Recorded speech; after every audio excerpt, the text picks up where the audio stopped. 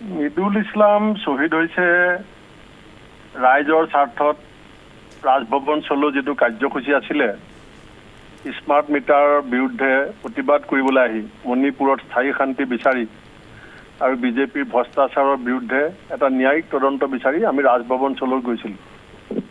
তাত পুলিচে একে জেগাতে একে সময়তে 3টা কন্দুৱা গেছ দিছিলে আৰু মিদুল ইছলাম ঠেলাঠেলিত লুটি খাই পৰিছিলে। তেওঁ মুখৰ আগতে 3টা কন্দুৱা গেছ ব্ৰাষ্ট হৈ যোৱাৰ কাৰণে তেওঁ উশাহ নিশাহ লোৱাত অসুবিধা পাই হস্পিটেললৈ যোৱাৰ পথত মৃত্যু হৈছিলে। আৰু মিদুল ইছলামৰ পত্নী হামিদা পাৰভিন তেওঁ মই যেতিয়া গৈছিলোঁ মোক এটা প্ৰশ্ন সুধিছিলে যে মোৰ মানুহজনৰ অপৰাধ কি আছিল।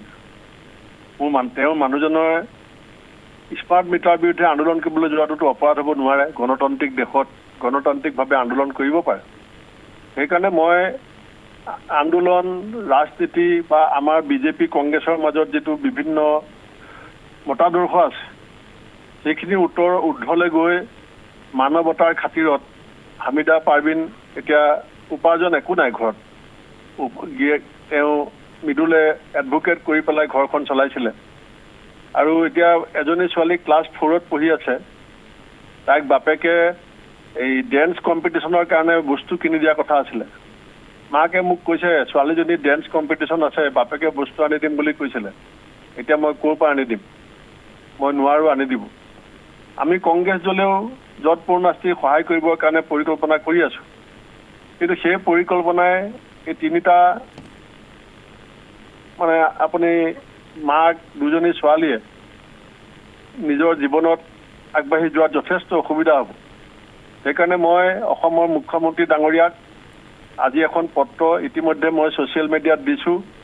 আমাৰ APCC সাধাৰণ সম্পাদক বিপুল গগৈ ডাঙৰীয়া আৰু সাধাৰণ সম্পাদক ৰামান্না বৰুৱা ডাঙৰীয়াই 10 বজাত আজি মুখ্যমন্ত্ৰী কাৰ্যালয়ত গৈ তেখেতৰ হাতত এই পত্ৰখন দিবগে।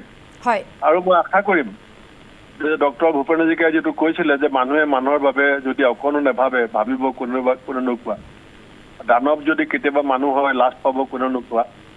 গতিকে এই মিদুল ইছলামৰ পৰিয়ালক আমি মানৱীয়তাৰ দৃষ্টিভংগীৰে মুখ্যমন্ত্ৰীয়ে এটা সংস্থাপন দিবৰ কাৰণে মই আহ্বান জনাইছোঁ আৰু এই আহ্বান মুখ্যমন্ত্ৰীয়ে সঁহাৰি দিব বুলি মই আশা কৰিছোঁ। হয়, আৰু আপোনালোকে ইতিমধ্যে এটা কথা উল্লেখ কৰিছে আপোনালোকৰ ফালৰ পৰা যে মুখ্যমন্ত্ৰীৰ আপোনালোকে প্ৰথমে এই দাবী তেওঁলোকক বা এই আবেদন কৰিব আৰু যদি মানি নলয় তেনেহ'লে পৰৱৰ্তী সময়ত আপোনালোকে শদিয়াৰ পৰা ধুবুৰীলৈ এক যাত্ৰা উলিয়াব য'ত আপোনালোকে ৰাইজৰ পৰা ক্ষতিপূৰণ বিচাৰিব, ৰাইজৰ কাষ চাপিব বুলিও আন এক খবৰ যিহেতু আহিছে সেই সন্দৰ্ভতো জানিব বিচাৰিম।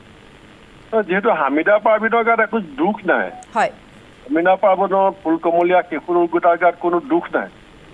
গতিকে আমাৰ ভুলৰ কাৰণে আমাৰ কাৰোবাৰ গাত দুখৰ কাৰণে এটা পৰিয়াল গোটেই অসমবাসী ৰাইজৰ সন্মুখত শাস্তিৰ সন্মুখীন কিয় হ'ব? যি নিৰ্দোষী নিষ্পাপ তেওঁলোকক আমি সকাহ দিবই লাগিব, নহ'লে আমাৰ গোটেই অসমৰ যিটো সভ্যতা আৰু সংস্কৃতি সেয়াৰ প্ৰতি মানুহে আঙুলি দেখুৱাব। সেইকাৰণে প্ৰথমতে মই চৰকাৰক আহ্বান জনাইছোঁ, মুখ্যমন্ত্ৰী ডাঙৰীয়াই মুখ্যমন্ত্ৰী হিচাপে as a chief minister of Assam, তেওঁ বিজেপি দলৰ নেতা হ'ব পাৰে, আদৰ্শগতভাৱে বেলেগ কথা হ'ব পাৰে, বাট অসম এইটো এটা মুখ্যমন্ত্ৰী পদটো এটা অনুষ্ঠান, এই চবৰে মুখ্যমন্ত্ৰী। গতিকে এই দুৰ্গত পৰিয়ালটোক সকাহ দিয়াটো মুখ্যমন্ত্ৰীৰ দায়িত্ব। গতিকে মুখ্যমন্ত্ৰী ডাঙৰীয়াই দায়িত্ব ল'ব বুলি মই আশা কৰিছোঁ। আৰু যদি দায়িত্ব নলয়, যিহেতু আন্দোলনৰ নেতৃত্ব মই লৈছিলোঁ, গতিকে আন্দোলনত আহি পেলাই ভুক্তভোগী হোৱা পৰিয়ালটোক সকাহ দিবৰ কাৰণে যি কৰিলে ভাল হয়, যি কৰিলে পৰিয়ালটোক সকাহ দিব পাৰিম সেইটো আমি কৰিম। হয়, ভূপেন বৰা ডাঙৰীয়া, আমি এই মুহূৰ্তত আপোনাক ধন্যবাদ জ্ঞাপন কৰিছোঁ। আপুনি ND24 দৰ্শকক আপোনালোকৰ পৰৱৰ্তী যি কাৰ্যসূচী বা আপোনালোকে যি স্থিতি গ্ৰহণ কৰিছে সেই সন্দৰ্ভত সবিস্তাৰ অৱগত কৰাৰ বাবে এই মুহূৰ্তত আপোনাক ধন্যবাদ জনাইছোঁ। আৰু এয়া আছিলে APCC সভাপতি ভূপেন বৰা। তেওঁ ইতিমধ্যে আমাৰ সৈতে হোৱা টেলিফোনিক বাৰ্তালাপত তেওঁলোকে যি পৰৱৰ্তী সময়ত পদক্ষেপ গ্ৰহণ কৰিব সেই সন্দৰ্ভত সবিস্তাৰে অৱগত কৰিছে। তেওঁ অৱগত কৰিছে মুখ্যমন্ত্ৰীক প্ৰথমে তেওঁলোকে আবেদন কৰিব, যদি সেই আবেদন মানি নলয় তেনেহ'লে তেওঁলোকে নিজে মিদুল ইছলামৰ পত্নীৰ যাতে ভৱিষ্যত পত্নীৰ সমান্তৰালভাৱে তেওঁ পৰিয়ালৰ যাতে ভৱিষ্যতৰ কথা যিহেতু আছে যাতে সুৰক্ষা প্ৰদান কৰিব পাৰে তাৰ বাবে তেওঁলোকে ৰাইজৰ কাষলৈ যাব আৰু দান বৰঙণি সংগ্ৰহ কৰি তেওঁলোকক প্ৰদান কৰিব।